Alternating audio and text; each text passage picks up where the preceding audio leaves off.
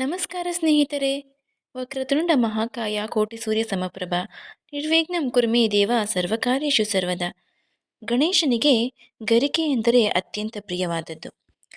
ಹಾಗಾದರೆ ಗಣೇಶನಿಗೆ ಗರಿಕೆಯನ್ನು ಹೇಗೆ ಅರ್ಪಿಸ್ತೀವಿ, ಇದರ ಹಿಂದೆ ಇರುವ ಕಥೆಯಾದರೂ ಏನು ಅಂತ ಈ ವಿಡಿಯೋದಲ್ಲಿ ತಿಳ್ಕೊಳ್ಳೋಣ. ಹಿಂದೂ ಧರ್ಮದಲ್ಲಿ ಪವಿತ್ರವಾದ ಗಿಡಗಳಲ್ಲಿ ತುಳಸಿಯು ಮೊದಲ ಸ್ಥಾನದಲ್ಲಿದ್ದರೆ ಗರಿಕೆ ಎರಡನೇ ಸ್ಥಾನದಲ್ಲಿದೆ. ಗರಿಕೆ ಇಲ್ಲದೆ ಯಾವ ಪೂಜೆಯೂ ಹಿಂದೂ ಧರ್ಮದಲ್ಲಿ ಸಂಪೂರ್ಣವಾಗುವುದಿಲ್ಲ. ಪ್ರಥಮ ಪೂಜಿತನಾದ ಗಣೇಶನಿಗೆ ಗರಿಕೆ ಅತ್ಯಂತ ಪ್ರಿಯ.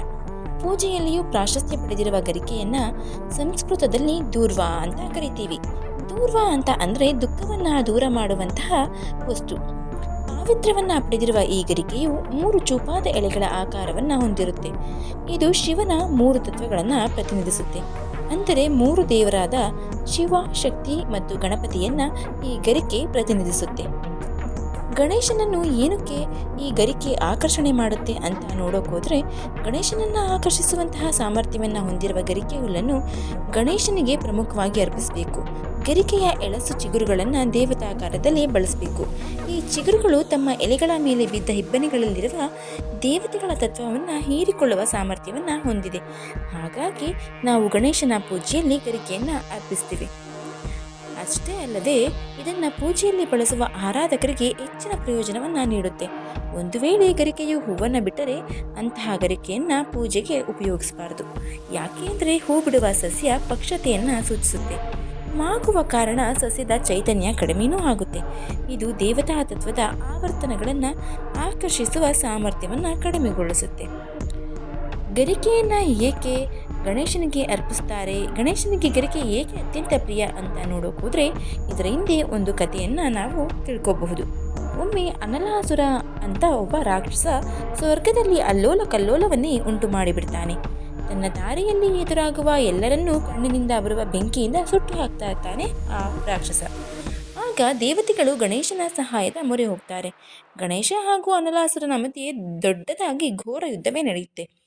ಅನಲಾಸುರನ ಬೆಂಕಿ ಉಂಡೆಗಳನ್ನು ಗಣೇಶನ ಮೇಲೆ ಎಸಿತಾ ಇರ್ತಾನೆ ಅನಲಾಸುರ. ಆಗ ಕೋಪದಿಂದ ಗಣೇಶನು ಆ ಅಸುರನನ್ನು ಸಂಹಾರ ಮಾಡಲು ವಿರಾಟ ರೂಪವನ್ನು ತಾಳಿ ಅನಲಾಸುರನನ್ನು ನುಂಗಿಬಿಡ್ತಾನಂತೆ. ಇದರಿಂದಾಗಿ ಗಣೇಶನ ದೇಹದಲ್ಲಿ ಉಷ್ಣಾಂಶ ಅಧಿಕವಾಗಿ ಹೊಟ್ಟೆ ಊದಿಕೊಂಡು ಹೊಟ್ಟೆಯ ಉರಿ ಪ್ರಾರಂಭ ಆಗಿಬಿಡುತ್ತೆ. ದೇಹದ ಉಷ್ಣಾಂಶದಿಂದ ದೇಹಾಲಾಸದಿಂದ ಸುಧಾರಿಸಿಕೊಳ್ಳುವುದಕ್ಕೆ ಗಣೇಶನು ಅರಸಾಹಸ ಮಾಡ್ತಾನೆ. ದೇವತೆಗಳಾದ ಚಂದ್ರ, ವಿಷ್ಣು, ಶಿವ ಈ ಗಣೇಶನ ನೋವನ್ನು ಕಡಿಮೆ ಮಾಡಲು ಹಲವಾರು ಉಪಾಯಗಳನ್ನು ಮಾಡ್ತಾರೆ. ಯಾವುದೇ ಔಷಧಿಯನ್ನು ಕೊಟ್ಟರೂ ಗಣೇಶನ ಹೊಟ್ಟೆಯ ಉರಿ ಕಡಿಮೆಯಾಗೋದಿಲ್ಲ. ಕೊನೆಗೆ ಋಷಿಮುನಿಗಳು 21 ಗರಿಕೆಯನ್ನು ತಂದು ಗಣೇಶನ ತಲೆಯ ಮೇಲಿಡ್ತಾರೆ. ಆಗ ಆ ಗಣೇಶನ ದೇಹದ ಉಷ್ಣಾಂಶವೆಲ್ಲವೂ ಆವಿಯಾಗಿ ನೋವು ಕಡಿಮೆಯಾಗಿ ಗುಣಮುಖನಾಗ್ತಾನಂತೆ. ಅಂದಿನಿಂದ ಯಾರು ನನಗೆ ಗರಿಕೆಯಿಂದ ಅರ್ಚಿಸ್ತಾರೋ ಅವರ ಮೇಲೆ ಸದಾ ನನ್ನ ಆಶೀರ್ವಾದ ಇದ್ದೇ ಇರುತ್ತೆ ಅಂತ ಗಣೇಶ ಹೇಳ್ತಾನಂತೆ. ಹಾಗಾಗಿ ಗಣೇಶನಿಗೆ ಗರಿಕೆಯನ್ನು ಅರ್ಪಿಸಿದ್ರೆ ಒಳ್ಳೆಯದು ಅನ್ನುವಂಥ ನಂಬಿಕೆ. ಹಾಗಾದರೆ ಗರಿಕೆಯನ್ನು ಹೇಗೆ ಅರ್ಪಿಸಬೇಕು ನಾವು ಅಂತ ನೋಡೋಕೋದ್ರೆ, ಗರಿಕೆಯನ್ನು ಗಣೇಶನಿಗೆ ಅರ್ಪಿಸುವಾಗ 3 ಅಥವಾ 5 ಎಳೆಯನ್ನು ಹೊಂದಿರಬೇಕು.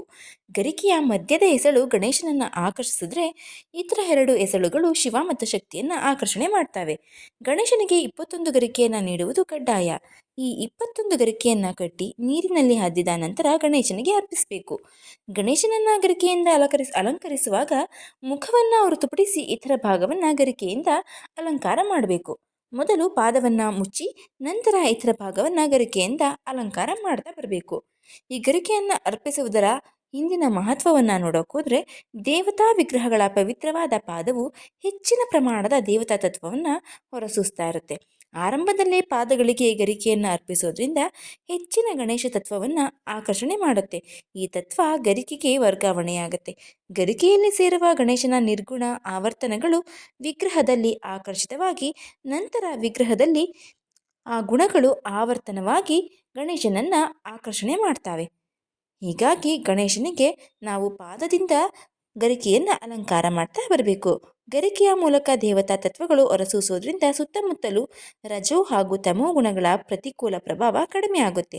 ನಕಾರಾತ್ಮಕ ಶಕ್ತಿಗಳಿಂದ ಬಳಲುತ್ತಿರುವ ವ್ಯಕ್ತಿಯು ಈ ಗರಿಕೆಯ ಸಂಪರ್ಕಕ್ಕೆ ಬಂದಾಗ ಹೆಚ್ಚು ಧನಾತ್ಮಕ ಪ್ರಭಾವಗಳು ನಮ್ಮಲ್ಲಿ ಬೀರ್ತವೆ.